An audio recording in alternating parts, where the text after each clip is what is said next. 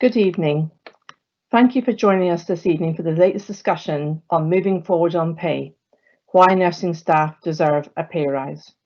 I'm your chair for this evening, Theresa Fyffe, RCN Director of Scotland.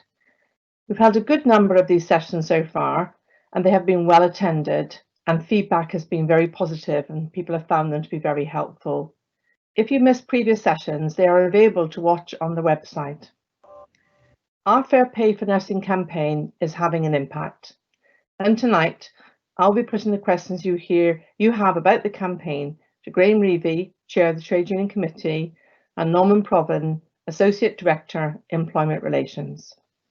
We will do our very best to answer as many of your questions as we can over the next hour. You can post these questions using the Q&A function. And you'll see a message coming up soon to say that's open. I think it's there now. It is. It's now live. So on you go with getting your questions up there. If we don't get through all the questions this evening, there will be further webinars in the coming weeks. A recording of this event will also be available on the website in the coming days, so you can catch up there. So I'm going to put our first question to Graham. I am going to ask him to introduce himself, just in case you don't know who he is, because he thinks he doesn't need to. So over to you, Graham, to introduce yourself, and then I'd like to ask you a question, but I'll get you to say hello first.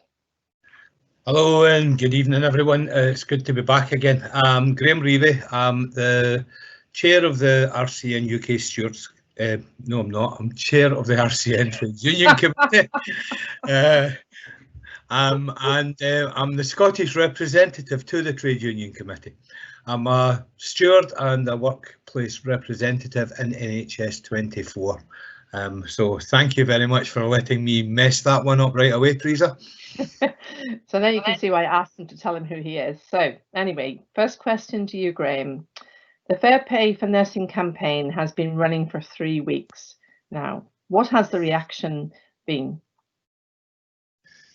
Well, being honest around this is, I think that the reaction to the pay campaign has been, I would say, on the whole, very, very favourable. It's mainly been launched in social media so far, and basically the amount of interest that's been generated on social media has been, I would say, exceptionally high. There were some competing sort of RCN influences which actually took some of the sort of attention away from that. But I'm very content with the way that it's been launched. I'm very content in the way that it's progressing, and I'm very content with the amount of attention that it's been receiving on social media. I think that with all the webinars and all the information sharing that we've been doing across this, it's been something that I think has actually engaged with the members a bit more, and I think members are recognising that. There are activities that are going to be planned as we go through this. The one activity that I would probably say at the moment that we're pushing for people to do is actually to try and get some videos recorded of why nursing, and specifically I'm speaking to the Scottish audience now, why we deserve a 12.5% pay increase in Scotland, because that is what we will need to influence the politicians going forward. So it takes about a minute of your time, and it's well worthwhile. It'd be really, really good if we could get a real good representative sampling of what it means for the people of Scotland. I know that I've been pushing the buttons on a number of people that I know. I know that Norman's been putting the cosh on others, and I know that Theresa is also. So we're very keen to get that volume of publicity there. As far as the pay campaign's going, Theresa, I'm content, and I'm content with the fact that I know this is a marathon, it's not a sprint. So there's going to be periods of heavy activity, and then there's going to be quieter periods in between. So we just need to capitalise where we can. Thank you for that, Graham. Norman, can you please introduce yourself, and then I'm going to ask you a question, but I'll let you say hello first. Hi everyone, I'm Norman Provan. I'm Associate Director of the RCN in Scotland, and I'm responsible for doing the wage negotiation in Scotland, and I also sit on Staff Council, which does UK pay bargaining. Great. Can you explain the relationship between Westminster and Scottish Government when it comes to NHS pay, Norman? Sure. Historically, pay for all of the four nations in the UK was determined at UK level through Staff Council, which is a body that brings the employers, government and the trade unions together, and it would normally be arranged there. The government have a couple of options open to them. They can either use the pay review body mechanism, which is what they normally use, and in that they submit evidence as do the employers and the trade unions, and the pay review body comes up with independent view about what pay should be. They make a recommendation to the UK government, and normally they can then choose whether to accept it or not accept it. The other possibility is that the UK government can choose not to use the pay review body mechanism, and on occasion they have done that and chosen to directly negotiate with the trade unions, and that's what they did 3 years ago. Now, normally, whatever is settled in terms of NHS pay at UK level, each of the four nations would then get a share of that money to do the same deal through a formula called the Barnett formula. So anything that's negotiated on a UK basis, Scotland would get its share. 3 years ago, the UK government chose to not allow any of the devolved nations to be involved in the negotiations that they were doing, and they did a deal that was for England only. And each of the other nations then were given a pot of money to do their own deal. And at that point in time, Scottish Government decided to do a deal that was structured differently from the rest of the UK. And this time round, it's become quite clear that the Scottish Government now consider the old four-country mechanism to be redundant. So it looks likely now that the Scottish Government, in fact, will go alone, and we will have separate pay bargaining in Scotland established. They have already stated that they're not going to use the pay review body, but we will still get our share of whatever the UK one is to help do the deal in Scotland. Thank you for that, Norman. There's a first question in which kind of follows from what you've been saying, so I'll pass it to you, Norman. It says, and there's a lot of mixed messages out there around this.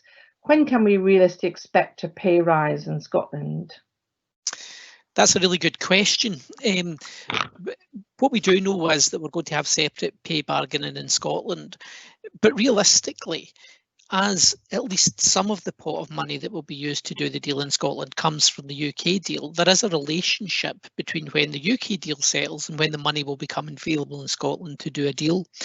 We need to remember that realistically at this moment in time, what we are talking about is a pay deal that should come into effect from the 1st of April next year.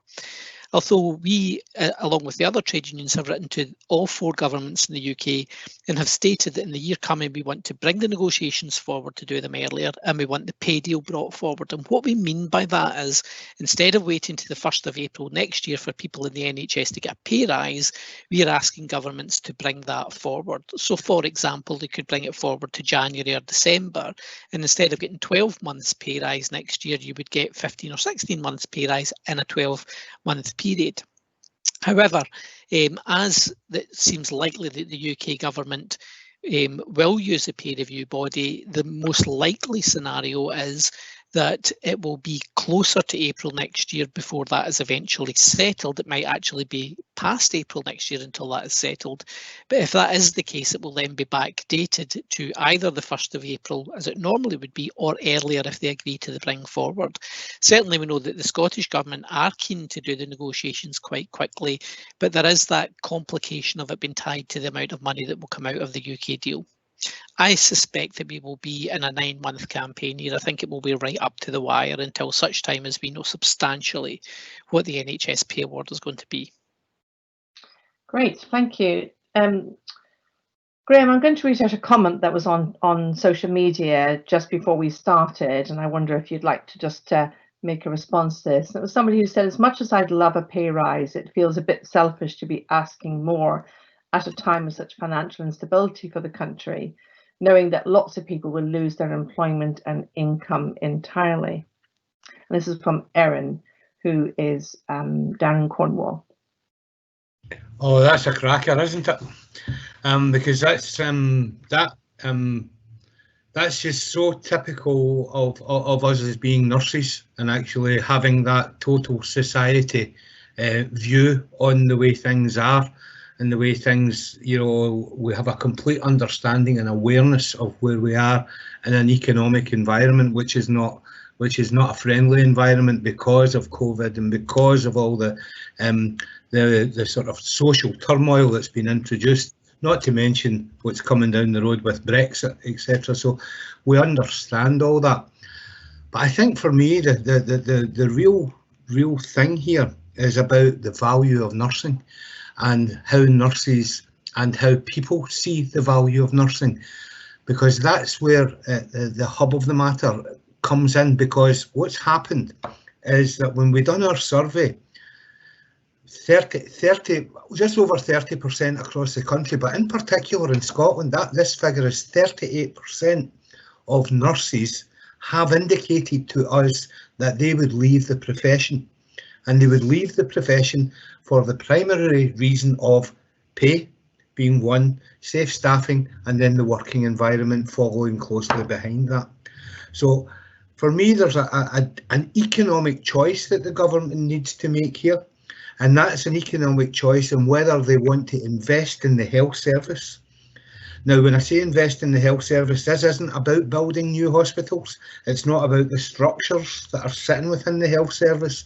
What it is investing in the people that are the glue and basically are the structure that holds the health service in place. If you didn't have any nurses in the health service, where would we be? There wouldn't be a health service. And the other aspect of that is, if you take 30% of the nurses out of the health service right now and looked at how that would affect an impact on patient care, it would have a really significant impact on patient care. And we're in the middle of a pandemic. That pandemic seems to be getting worse. Our demand on nursing staff is going to do nothing more than increase, and the stresses on nursing staff are going to do more than increase over this period of time. So I completely understand the what could I say, the emotion behind the question, but I think there is a period of time to actually say, well, actually, you do need to invest in nursing, you do need to invest in the health service, and you do need to invest in patient care. And that's the way I would answer that question. Theresa, I don't know if Norman's got anything else to add to that. I just, before Norman, just as a follow through, really, you made a comment, and I will come back to Norman as well. And the next question relates to what you indicated. We're all waiting here tonight to hear the next news with regard to COVID and what the implications are going to be for our lives and how we live them. So how do you think a second wave of COVID will impact on the pay campaign? Well, the impact on the pay campaign is already being felt, because actually we have various mechanisms of lockdown throughout the country. We can't go and we can't walk around the wards and campaign in the way that we normally would do. We're having to use social media as the main platform to actually raise that. You can't actually have the social life round about that where you can actually go and meet people in, you know, pubs and restaurants and actually spread the word through the public in that space. All demonstrations seem to be getting pulled left, right and centre, so there's no public visibility of the campaign unless we are going to create it. So it's got that impact already. And that's one of the challenges that I'm wanting to speak over, and it's certainly one of the challenges I'm going to be speaking over when I'm doing the webinar on Wednesday with the representative communities, because actually it's what can we do and what do we do differently, and start to get feedback on how that campaign can run. Now, the campaign is adaptable and can change, and if things start to improve, then we can alter and we can start to get into face-to-face. But I think there's some really significant challenges. They're not insurmountable. There's a lot of thinking going behind them and behind how we're going to be carrying it forward. But I would say we have got a major challenge on our hands. Well, thanks for that, Graham, because I would say as an organisation, from the start of COVID, we found our feet and developed new ways of working and actually got out there working. So you're saying we're going to do the same with the paid campaign, within whatever constraints we have to work within, wherever they come, because it's important. Norman, I'm going to go to a different tack with you, unless you desperately wanted to add something to the point Graham made, because I have a different question entirely for you. What would you like? I could make one very brief thing about what Graham said, and that is quite frank. quite frankly, that this country wasn't prepared for the pandemic. And one of the ways it wasn't prepared was the high number of vacancies that we have. And we know that those are projected to get higher. So the fact of the matter is, if we are going to be ready for future pandemics, then we are going to have to be able to recruit enough nurses to provide the services that we know that you all want to be able to provide. And the best way to do that is to respect people by paying them properly for the job they do. We're going to have to train very many more nurses in the UK than we have in recent years, and we're going to have to make the profession one that people feel is valued, and the best way to do that is to pay people properly for it. So if we're going to plug those gaps, that's the reason why people like Erin should understand it's the right thing now for us to ask for a 12.5% pay rise, so that we do make the profession more attractive and we get the right people in. Great. Before I go to Norman's next question, come on guys out there, give them some more questions. We've only had a couple from you, so get typing. Let's hear them, because I have loads of questions to ask them. So you'll let me get away with keeping asking unless you give a few more. So Norman, this is a very different tack I'm taking here. Unison has claimed that the Cabinet Secretary has agreed to reopen year 3 of the current pay deal. Is this true? No, it's not true. The fact of the matter is that all of the health trade unions in Scotland did write to the Cabinet Secretary earlier on this year to ask for year 3 of the pay deal, the current year of the pay deal, to be reopened. The basis of that was that the Cabinet Secretary, the Scottish Government had made pay awards in other parts of the public sector that were higher than they had made in the NHS when we had done our 3-year deal 3 years ago. The government declined to reopen year 3 of the pay deal, but that letter remains live with them, that we have all asked for that to happen. But what has happened is that the Cabinet Secretary has corresponded with all of the health trade unions through STAC, which is the group that we do pay bargaining for in Scotland, and has indicated a number of things. One, that they will not be part of the 4-country arrangements, they will not give a remit to the pay review body, and they will aim to sit down and bargain directly with health trade unions, including the Royal College of Nursing, of course, in Scotland. And what the Cabinet Secretary has done is she has indicated a willingness to consider doing the bring forward that I spoke about earlier, which is instead of you getting 12 months pay rise from the 1st of April next year, you might get 15, 16 or 24 months worth of pay rise, however long far back she's willing to go. What I would say is that that's not in the public domain yet. The Cabinet Secretary made that offer to STAC in writing, but some of the other trade unions still haven't made arrangements in a 4-country level with their own organisations about whether or not they have permission to pay bargain in Scotland. So personally, I don't think that Unison should have made that announcement. I think it breaches the confidentiality that I think the Cabinet Secretary has the right to expect when she's talking to the health trade unions. We are meeting tomorrow with all of the health trade unions together, and we will hear what other unions' positions are. But the fact of the matter is she hasn't offered to reopen year 3 of the deal. What she has said is she would be sympathetic to our ask to bring forward next year's pay award to make it more than 12 months. My next question, which is a follow through for you, Norman, and you to a degree you answered some of this already, but so I'm going to ask it again in a different way. But will Scotland get a separate deal to the rest of the UK? Yes, it's likely that Scotland will get a separate deal to the rest of the UK. It's likely to be close to what the rest of the UK gets, but in the 3-year pay deal, Scotland agreed to pay more than the rest of the UK. So I think that there is a possibility that we could end up with a pay deal again that pays more in Scotland. Now, that negotiation has not happened yet, so I'm not in a position to say that that will definitely be the case. But certainly my job in terms of negotiating for pay in Scotland will be to get everything I possibly can for nurses working in the NHS and indeed in other sectors in terms of their pay rise. We have a Scottish government who, for example, have made different tax raising arrangements in Scotland. They have stated publicly that that's to underpin good public services like the NHS. And I think if we are going to continue to recruit and retain the right people, then we have to pay them properly. And I think the Scottish Government is open to persuasion in relation to that. I would also point out that we will be settling next year's pay rise immediately before the next set of Scottish parliamentary elections. So it's a good time to sit down with politicians who are in power and try and get them to do a good and fair pay rise. So yes, it is likely that the pay rise in Scotland will be different from other parts of the UK. And I would like to think that if we are in direct negotiation, that it will be better.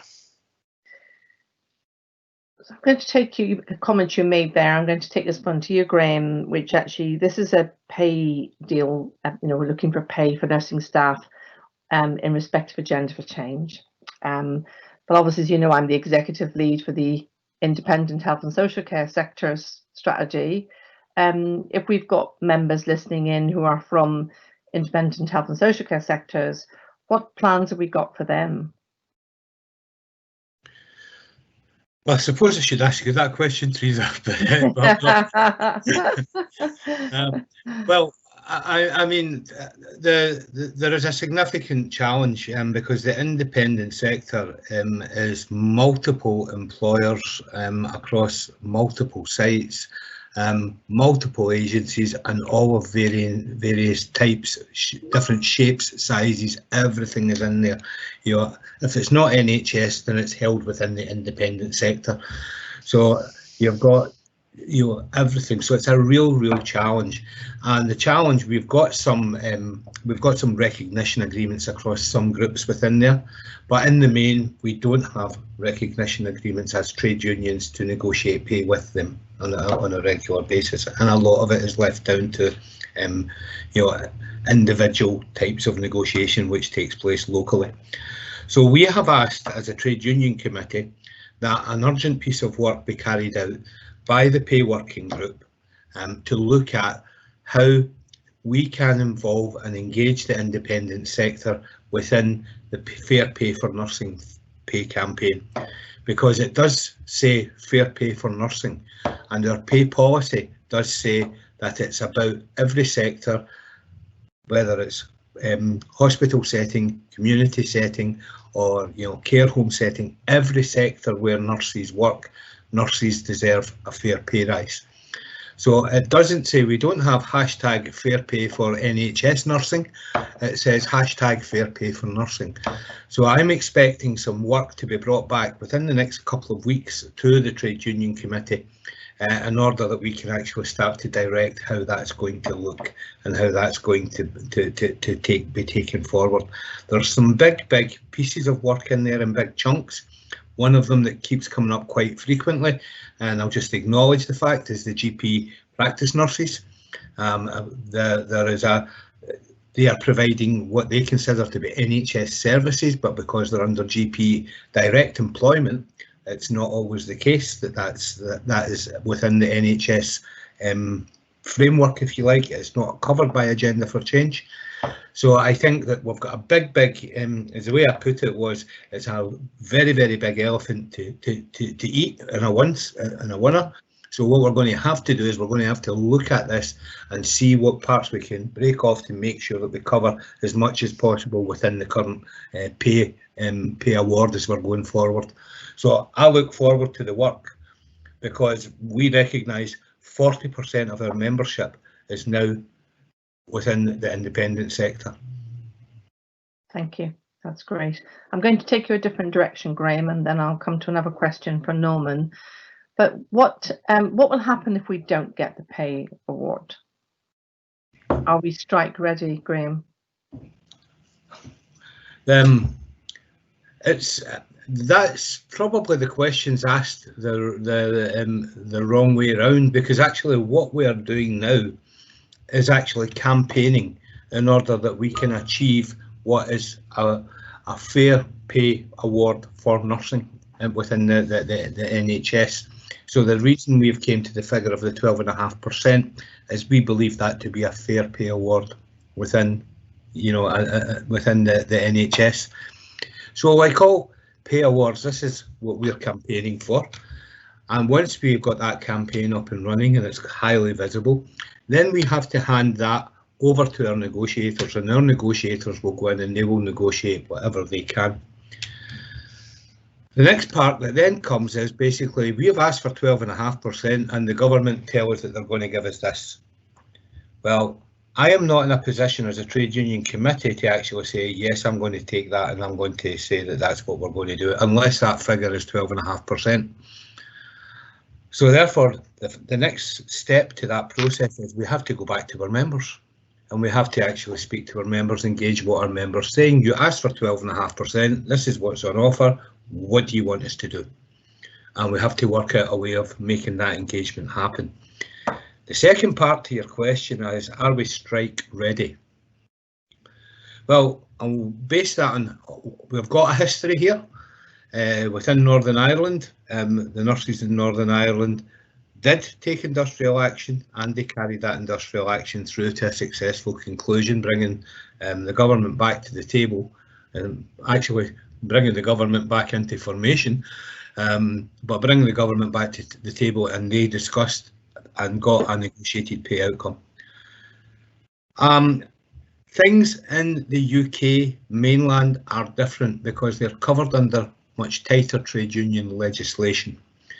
So is the RCN strike ready? From a structural point of view, we have an industrial relations handbook. We also have a strike pay policy. If I had to have a ballot tomorrow, do you think I would? Do I think and do I believe in my heart we could have a ballot and have that ballot successful and to meet the trade union legislation parameters that are set around that? My answer, honestly, is no, not at this moment in time.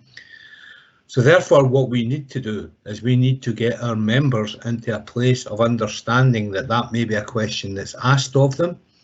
And as Norman says, 9-month campaign. That's when that question would be asked of them. So it's about, is the RCN ready? As an organisation structurally it is. Are our members ready? Is a different question, and I don't think they are at this moment in time. So we have got a job to do, and that will be part of the campaign that we need to take forward. Thank you. Norman, the next question relates really to what Graham has been saying there, is how can members get involved? What more can members do to get their voices heard and to ensure the campaign is a success? I think there's lots that members can do to get involved, and what I would urge you as members, ordinary members, is to do just that. Because Graham and I and Theresa in our respective roles, sitting down in front of people from government and talking to them about pay, they're going to go, well, you would say that, wouldn't you? But the thing that politicians find really compelling is when ordinary nurses working with patients on a day-to-day basis tell them what their job is like and why they feel that they deserve a 12.5% pay rise. So the fact of the matter is that the convincing of politicians is done as much by the members as it is by the staff or the lay people within the organisation that you've elected to work on your behalf. So get out there and engage with the campaign. Go to the website, keep yourself up to date, come to the webinars, speak to your colleagues about it, speak to the public about it, put stuff on Facebook about it. We said earlier about recording a 1-minute video, and under the pay hashtag that we have, Fair Pay for Nursing. So if you do hashtag Fair Pay for Nursing online, it'll come up with loads of resources and it will show you other people who have just done just that, made a 1-minute video and said, this is why I deserve a good pay rise. And if thousands or tens of thousands of nurses do that, think about the impact that will have. And one of the things that we really need to harness just now is public support as well. I think the public really for the first time understood the complexity of nursing during the pandemic, and they know now that we are going to have an NHS that's fit for the future, and only if we can persuade people to join and to stay will we have an NHS that's able to cope in the future. So I think ordinary members doing stuff on social media, out there speaking to their colleagues and their families about it, can help build a campaign of pressure that will be irresistible. Thank you. I'm going to do a follow through with you, Norman, on that. And a question we've been asked is, will we have to sacrifice some of our terms and conditions this time for a pay rise? Whether we're speaking in a 4-country context or a Scotland context, that could be a little bit different. What I would say to you is that already terms and conditions are different in different areas of the UK. Some of that's a consequence of the 3-year pay deal, where there were some changes that were made both to the structure of Agenda for Change, for example, less increments getting to the top more quickly, but some compromises were made in the other nations, not so much in Scotland. My take on this will be when the government come or the employers come and want to talk to us about reform, we'll be saying we've just done reform. We did it in the last 3-year pay deal, so we don't need to do any of that again. But I'll be taking the position that people shouldn't have to trade terms and conditions to get a fair pay rise. And certainly from a Scotland context, in relation to last time round, although there were some tiny changes to Agenda for Change, they really weren't your terms and conditions of employment. It was things around efficiency, like agreeing to work towards lowering the amount of sickness absence in the NHS, but that was very much concentrated on the processes that would be in place to manage it, rather than, for example, taking sick pay away from people. So all of the things that people hold dear, like sick pay and unsocial hours payments and all of that kind of stuff, off the table in Scotland. Absolutely not a chance that we will be negotiating on them. Highly unlikely that we would go anywhere near any of that on a 4-country basis either. Thank you. The next question relates back to something both of you have said, but in a way it reflects when we talked about how do we handle the pay campaigns if we end up with more restrictions around COVID. But the question is asking, are we going to have some national days of actions? Graham, sorry, I should have said this is for you. For example, all branches stand outside workplaces on the same day, same time, social distance. What are your thoughts on that? I think it's a good idea that we can do and we can progress. I think that what we need to be looking at is actually how do we maintain social distancing and create a visible pay campaign. So I think that that's one way of doing it. We need to be collectively, and this is about all nurses and probably all of the NHS, we need to be collectively actually making visible statements wherever we can in the safe environment and in the safety of being in a socially distanced environment. So, wherever there's a platform that's actually a platform that we can stand by and actually say this is for fair pay for nursing, I think we take that opportunity. I think it is a good idea, but I think that what we need to be able to do is to organise that in a way that actually has a degree of impact. So, I'd be sort of concerned if it was just a district general hospital who were doing that just of their own accord. It might grab some local news, but actually it would be much better if it was a coordinated approach. So what I'm saying is nothing's off the table when it comes to that, but I think there's a bit of planning would need to go into actually making that happen and looking how that would be taken forward. So I don't know whether that's the answer you like to hear, Theresa, but it's the answer that I'm going to give you. You're both going to feel I'm putting you into a tight box here, but these are the questions they're putting because they're getting down to the detail of what they want to understand. So I'm just a person asking the questions now, not framing them before.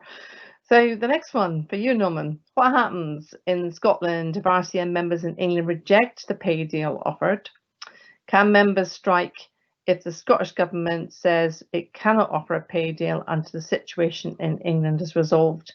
We've got some right thinking minds going on tonight, haven't we?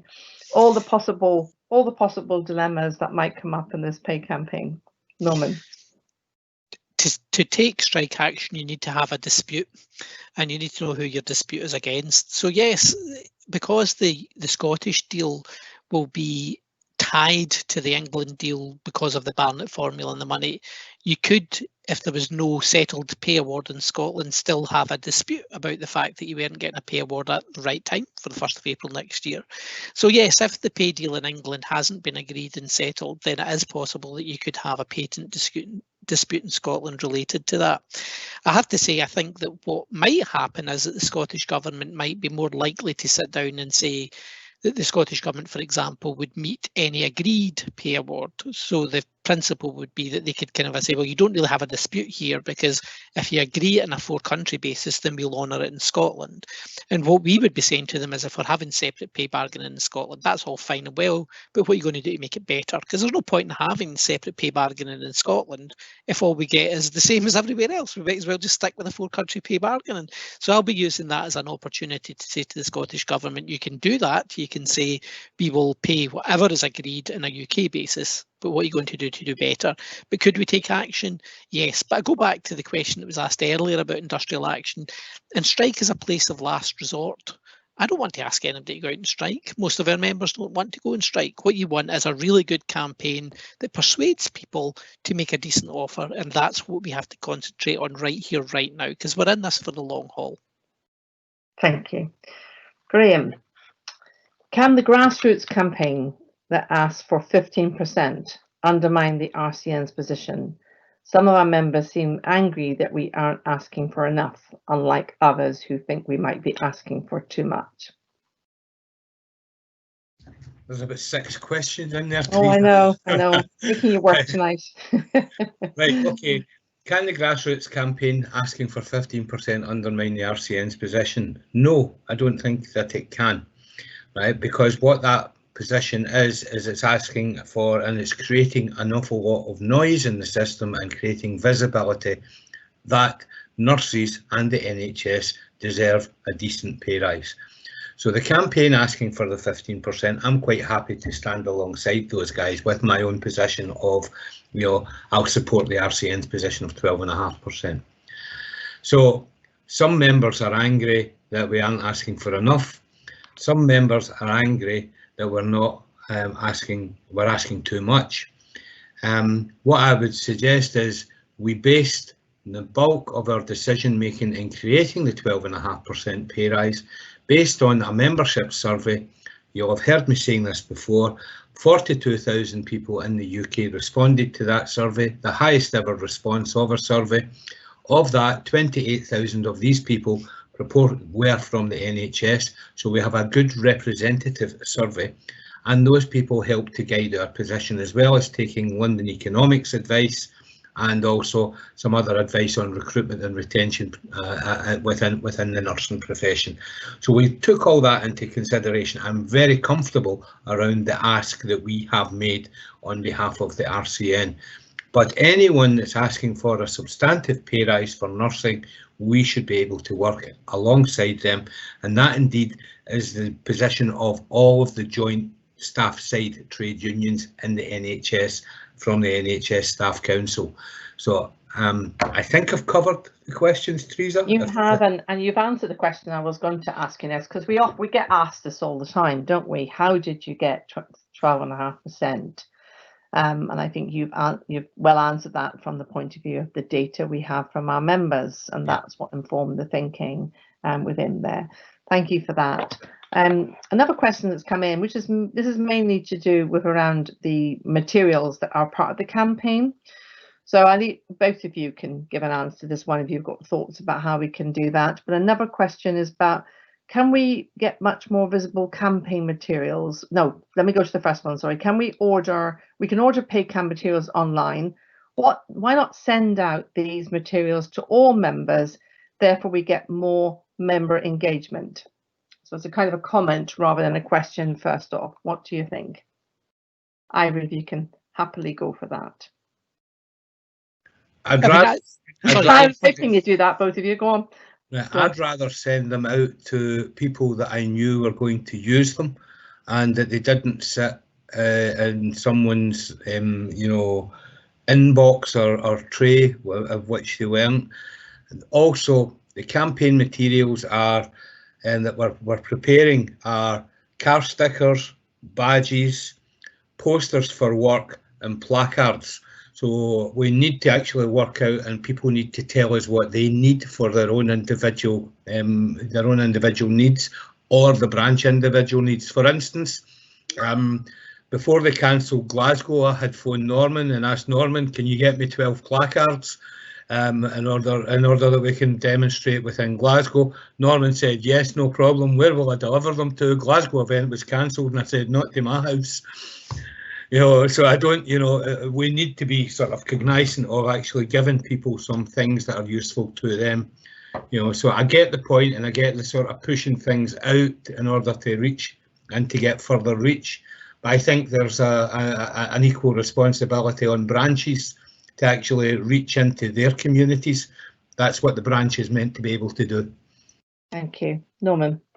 Yeah, and I think the one thing that we need to remember is that the RCN has got a really good stewards network, and those are people who we provide with all of the messaging and stuff to campaign in relation to pay.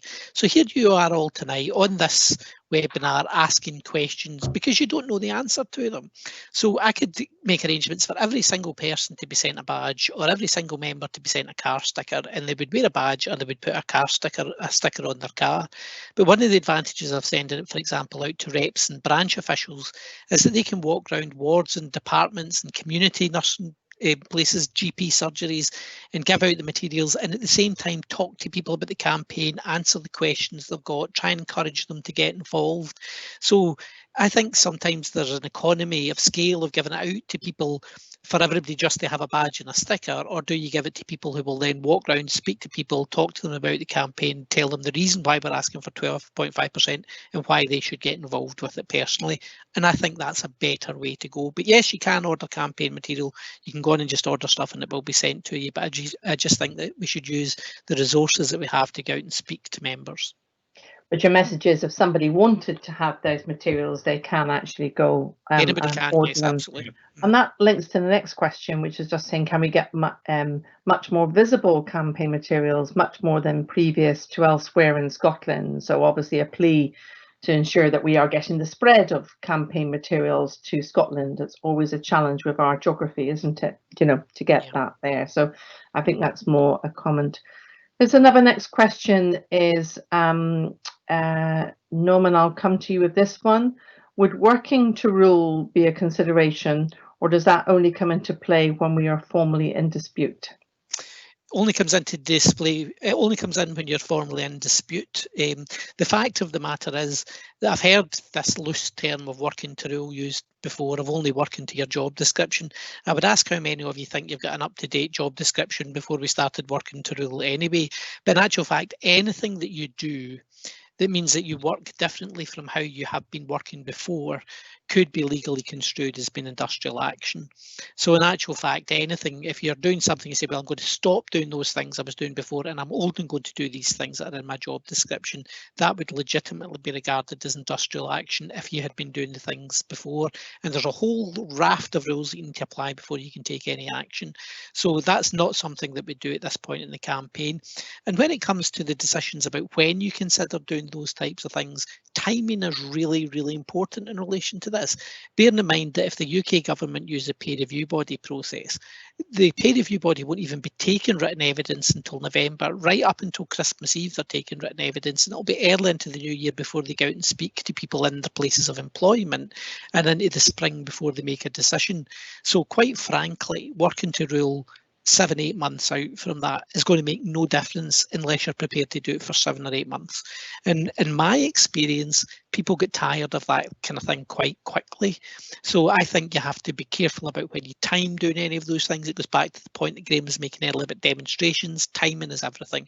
So I think you have to leave with us to come back to you and say, these are the right points that we wish you to take these particular pieces of action if we're required to do them. So, Graham, I'd like to just bring you in, because those of us who supported the Northern Ireland strike action learnt much about how to enable some of the aspects of that. It was a lot of hard work, wasn't it, both from the